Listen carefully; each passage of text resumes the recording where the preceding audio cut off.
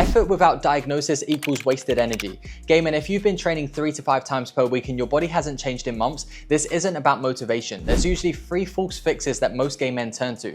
You think you need more workouts, a new program, or more discipline.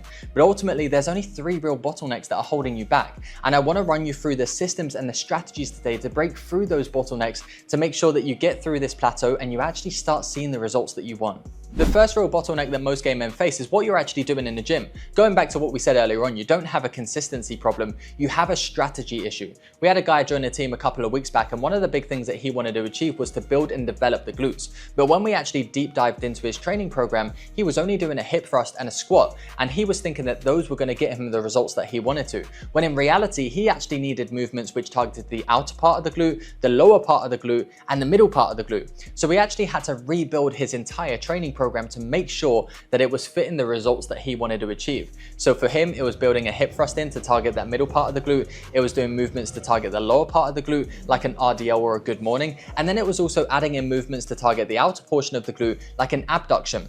But we also had to look at doing this 2 times per week and add in a few more variations in. So for him, it wasn't necessarily about doing more workouts, but it was looking at his current training program and identifying the strategies and the systems which were actually going to build and develop his glutes. And you can run this in both directions. If your goal is to lose body fat and build muscle tissue, you need to make sure that your cardio is in place. You need to make sure that your training is in place. Because regardless of any new training program that you build in, regardless of adding more workouts in, if you don't fix the root cause of the problem, you're never going to achieve the body that you want. Because ultimately, you need to make sure that the workouts that you're doing, the exercise selection, the cardio selection that you're doing is the right selection for the results that you want. The second biggest bottleneck that I see for most game men is your sleep and your recovery, but this is also one of those ones that most guys don't actually want to fix. A lot of the guys that we speak to are overtrained and under-recovered. You're training more days, but actually recovering less. You're sleeping worse, you're not feeding your body effectively, which then means that you're not recovering properly, you're not building the muscle tissue, you're opening yourself up to more injuries,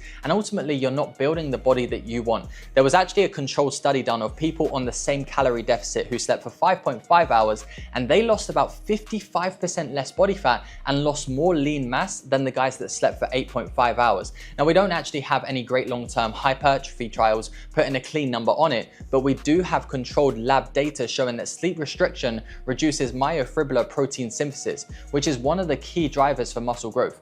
And this basically means, in the most simplest terms, if you're sleeping less, you're going to gain more body fat and you're going to lose more lean muscle mass, which ultimately is the opposite of what anybody else wants you to do. So what I need you to make sure that you're doing is, number 1, you're sleeping for over 7 hours every single night. Number 2, you're having at least 1 gram of protein per pound of body weight. And number 3, you're in a controlled calorie deficit. So you're actually building muscle tissue at the same time as losing body fat. Now, you're obviously not going to be able to do that forever. So you will hit a point where maintenance with muscle mass is the goal, and you might have to just focus on losing body fat at that point. Now, from a recovery standpoint, you need to be making sure that you're managing your stress levels. You're not training any more than 5 days per week. Ultimately, most guys don't need more training. You need more systemized strategy, which is the first point that I ran into as well. The third and final bottleneck, which is keeping you exactly where you are at the moment, is your nutrition execution. You could have the most optimal, best training program in the world. You could have a training program better than any bodybuilder on this planet, but if your nutrition isn't in the right place, no matter what you do in the gym, nothing is going to happen. And your sleep could be perfect, but your nutrition could be off. And again, you're not going to achieve the results that you want. So you might have to fix all 3 of these. You might have to fix your nutrition execution, your sleep, your recovery, and also your training program, or you might only have to fix one of these. But ultimately, you don't need to be doing more. You need to be fixing the thing that you're currently avoiding. So here's exactly what you're going to do to make sure that your nutrition execution is built in a way which is actually going to enable you to achieve the body that you want. You're first going to take your body weight in pounds and you're going to times this number by 16. That's going to give you your maintenance calories. And what I then want you to do is monitor your body weight as you go through this process. If your body weight goes down, it means you're in a calorie deficit. If your body weight stays the same, it means that this calculation is perfect and you're at maintenance. If your body weight begins to increase, it means that you're in a calorie surplus. Now, obviously, if your goal is to lose body weight and and you want to see the scales coming down, you're going to have to make some amendments here. You're going to have to make some adjustments, in which case you can take your body weight again, you can times it by 14, then times it by 12, then times it by 10, and you're going to keep on making these adjustments until you hit the targets that you need to hit. So that's everything on the calorie side of things.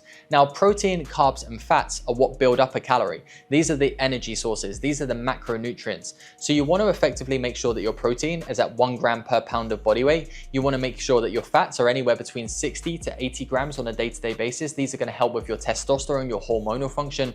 Carbohydrates are really the only macronutrient that your body doesn't physically need to survive, but they are great from an energy perspective. They are going to get you feeling better. They are going to give you more clarity on a day-to-day basis. So you're going to fill the rest of your calories with carbohydrates. You don't need obscene amounts of protein intake. You don't need obscene amounts of fat intake as well.